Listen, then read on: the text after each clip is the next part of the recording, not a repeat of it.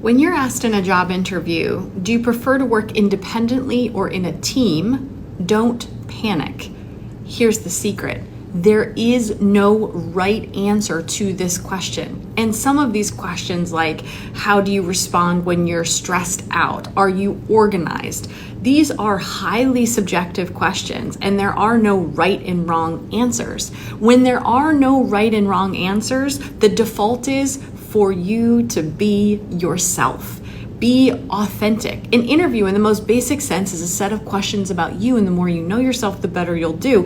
And sure, I've heard it all before, the old advice to just tell them what they want to hear, come up with the scripted answers, lie to them, but that is terrible advice, because let's say you know someone that works at this organization, and you know the hiring manager, and you know exactly what they want to hear. So you go in and you give them these scripted answers, but that's not who you are at all. So then you get hired, you get your foot in the door, and then you work there for a couple years and you pretend this whole time to be someone who loves to work on a team. No, that's not the way it works. It's the fastest way to become miserable at your job.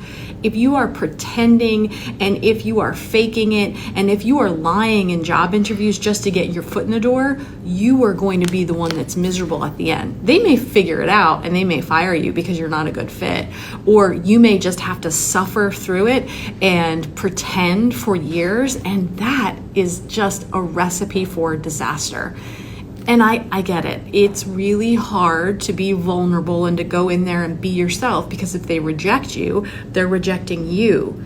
But hey, I'd rather be rejected for me and then go on to interview someplace else and find a role where they appreciate me for me, where I don't have to pretend.